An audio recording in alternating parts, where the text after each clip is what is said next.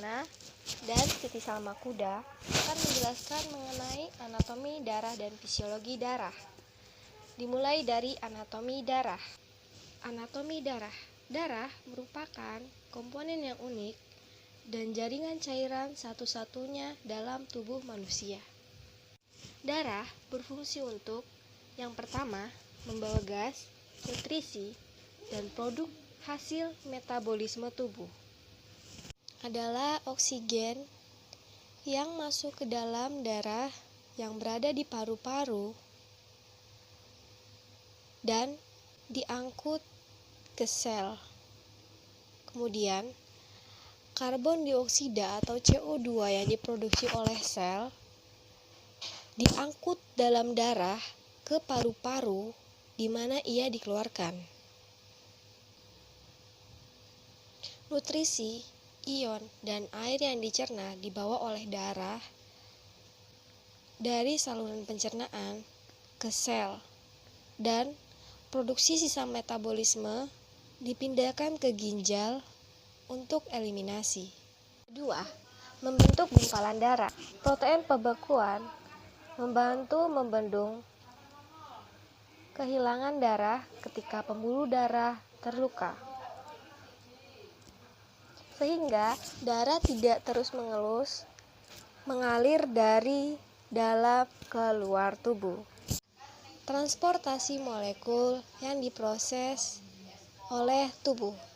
Bagian besar zat yang diproduksi di satu bagian tubuh dan diangkut dalam darah ke bagian tubuh lainnya. Keempat, perlindungan dari zat asing. Antibodi dalam darah membantu tubuh melindungi diri dari patogen atau zat asing.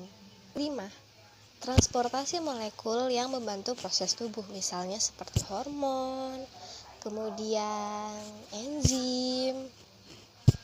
Yang keenam, pemeliharaan suhu tubuh.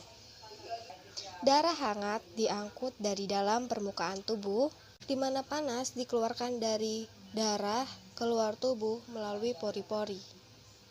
Pengaturan pH dan osmosis atau protein darah merupakan penyangga darah yang memiliki peranan penting terhadap tekanan osmotik darah, di mana tekanan osmotik berperan dalam menjaga kadar air dalam darah.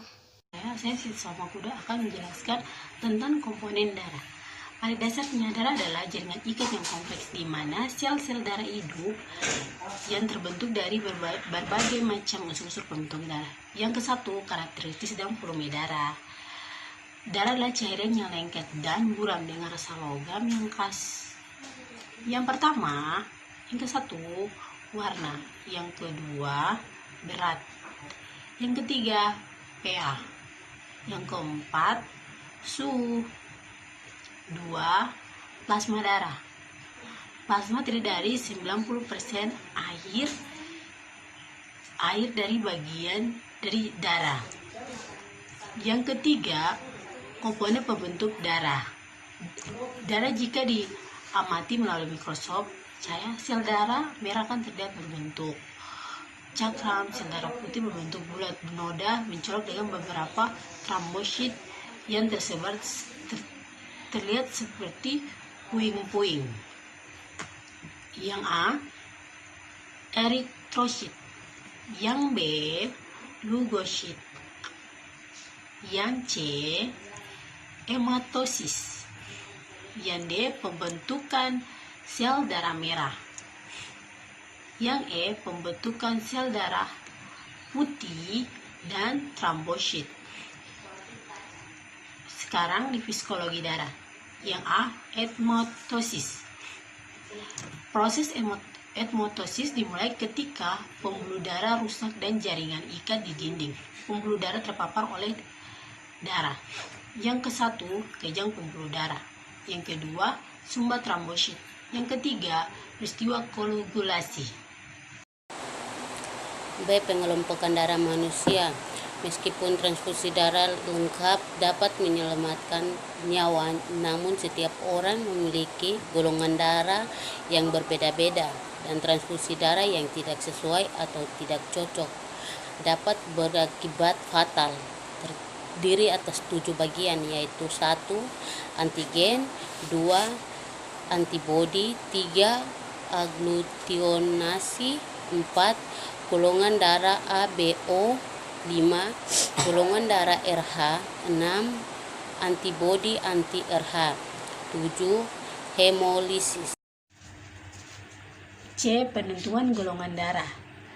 Pentingnya menentukan golongan darah dari donor dan penerima sebelum darah ditransfusikan adalah suatu tindakan yang sangat penting untuk dilakukan.